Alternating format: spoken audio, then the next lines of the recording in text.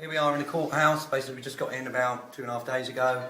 We've been tidying up various spaces and rooms, getting the courts clean and tidy, for putting on some mock trials of the 1%, the people who've put us into illegal wars for resources, the people who've, through the banking system, have wrecked the economy, the 1% that own 70% of the land, and trying to raise some issues that's going to create a lot of awareness.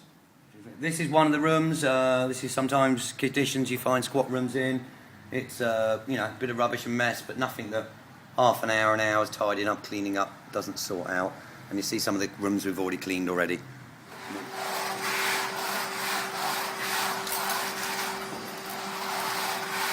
Here we are. This would be one of the old clerk's office or something for taking in the paperwork for the different courts and trials.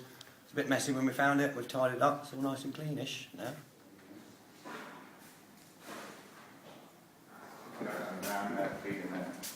Okay, so this is the old cells, and some bright spark for the media started chalking up the names of the people that are going to go in them, like Goldman Sachs, Tony Lawyer, on it for war crimes, Boris Johnson, Fred Goodwin, and then the RBS guy, all posters, JP Morgan.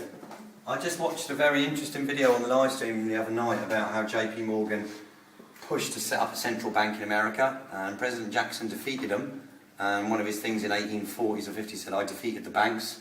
And then back in 1910, JP Morgan, Rockefeller, Rothschild, I think, got together and had a secret meeting about setting up a central bank, which they did, the Federal Reserve Bank, which then printed all the money and ripped everyone off with fractional reserve banking. George Bush, Merrill Lynch. Ain't no justice, there's just us. Yeah, no justice, just us. So here we are in courtroom number 1, which is going to have the likes of Tony Blair, maybe Boris Johnson, maybe some of the top bankers who've been running the fractional reserve central banking system that's been ripping off the planet for so long. Maybe some of the government ministers who are trying to criminalise homeless people. Apparently we're going to try them in absentia, which means they probably won't turn up, but proper evidence is going to be presented, and I think we've got proper solicitors and barristers willing to make the cases. Apparently Tony Blair and Bush were just recently, in the last month or so, convicted in Malaysia under the Nuremberg principles of war crimes in Iraq and Afghanistan. So I think we're going to be getting in touch with the Malaysian authorities to get some of that evidence and present it here. You know, the aim of Occupy Justice that's been stated on taking this place was to put the 1% on trial. 1% owns over 70% of the land in this country. We need some justice, we need some redistribution of land, of wealth, of resources. If we all share, there's enough for everyone on this planet. And this Occupy Justice project is just one part of that redistribution. So this is the Old Street Magistrates Court. Apparently it's been empty since 1996.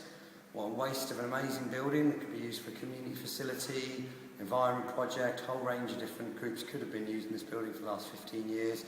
Instead it's lying empty and derelict. We're tidying up, we're repairing it. It's a Grade 2 listed building, so we're asking everyone that comes in to respect the building and to look after it and respect the people that are keeping it going as a project.